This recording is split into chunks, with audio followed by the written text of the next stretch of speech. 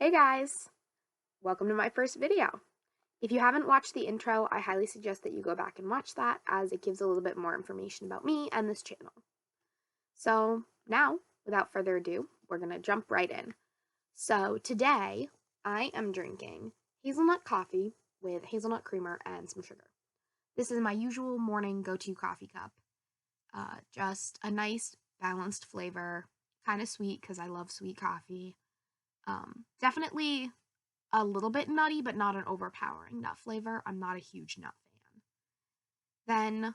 Then, I do like to get more adventurous sometimes, but right now my adventurous coffees, which are from other countries outside the US, are trapped in my apartment at school. So hopefully those will be coming soon to some videos, but not right now.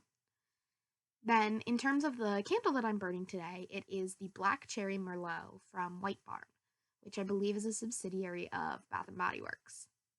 It's a really nice, rich candle smell. If you don't like cherry and you don't like wine, this is not the candle for you. But if you like either or both of those scents, this is definitely a highly recommended candle from me, who loves both cherry and wine. It's not a wood wick, but it has a really nice candle smell and is one of my favorites for that reason. So let's jump into the book review. So today I want to talk about a recent read for me, which is The Bone Houses by Emily Lloyd-Jones. This book really drew my eye because of the cover. This beautiful skull work is all made up of different drawing elements and different repeating patterns. It's not just your usual, skull. So it was really gorgeous and it immediately made me want to read more. So I had seen it online and I read the description, which I'm going to read out for you guys so you can get a bit of an idea of what the book is about. Nothing stays buried forever. 17-year-old Rin cares about only two things: her family and her family's graveyard. And right now, both are in dire straits. Since the death of their parents, Rin and her siblings have been scraping together a meager existence as gravediggers in the remote village of Colburn, which sits at the foot of a harsh and deadly mountain range that was once home to the Fae. The problem with being a gravedigger in Colburn, though, is that the dead don't always stay dead. The risen corpses are known as bone houses, and legend says that they're the result of an old curse. When Ellis, an apprentice mapmaker with a mysterious past, arrives in town, the bone houses attack with a new ferocity. What is it that draws them near? And more importantly, how can they be stopped for good?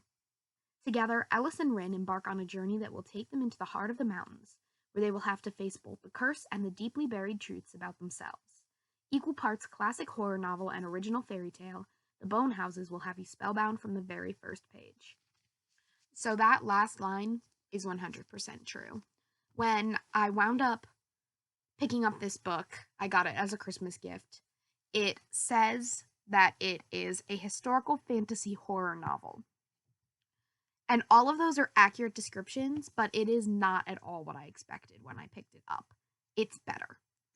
I'm not a huge horror fan, but I really like gothic kind of spooky novels. And this fell into that perfect category where it could be classified as horror because of its use of some horror tropes and it's leaning on the kind of zombie idea with the bone houses, but it's not an overwhelming horror. There's no big bad guy, there's no gore. It doesn't strike you in the way that you think of like a horror movie. It's definitely a lot more psychological thriller-esque, but it doesn't even push that far into that realm of horror. It just kind of floats on this really nice gothic spooky line where you get that it's supposed to be scary and spooky, but it never actually terrifies you. Um it's a really cool book and I talk about it in the Goodreads review that I wrote for this book. It uses a lot of Welsh terminology and descriptions of old Wales as the backbone for the setting. So this town is small and the people and the names of the places and the fairy mythology that it weaves into it is all very heavily reliant on Welsh folklore and Welsh myth, but it doesn't feel like you need to know Welsh or Welsh mythology to have a good time reading it. I identified pretty quick on that it was Welsh just because of the spelling of some of the words and the way that they felt in my like reading voice in my head. As I have studied some Gaelic, which is a similar root language as Welsh. So it definitely has this cool old historical fiction feel without being rooted to a singular time and place in real life. And then it also has this really cool, spooky, dark feel. But at the same time, it's a jaunty young adult novel. And you're rooting for a romance. Um, and you're rooting for Rin, the main character, to be able to get back to her family and kind of help her family through whatever she can.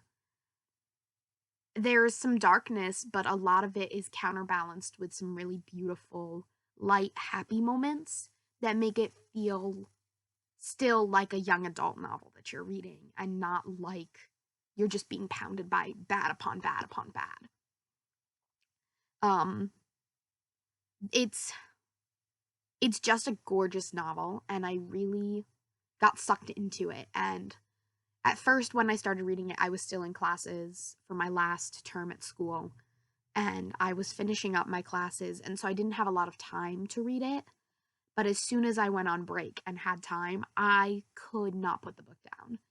It was painstaking to have to leave to go anywhere else. And I really love books that suck me in like that. And if that's something that you enjoy, then I highly recommend this book, even if it doesn't sound like your cup of tea at first. If you are a fan of YA, historical, mythology based books, or anything having to do with horror or spooky or gothic kind of feeling, and you want a book that you're not going to be able to put down, The Bone Houses is the book for you. It's just fantastic, and that's all I can really say is I was floored by how good this book was. So, that is my first review of a book on this channel. If you want to see more, I'm hoping to have more videos up soon.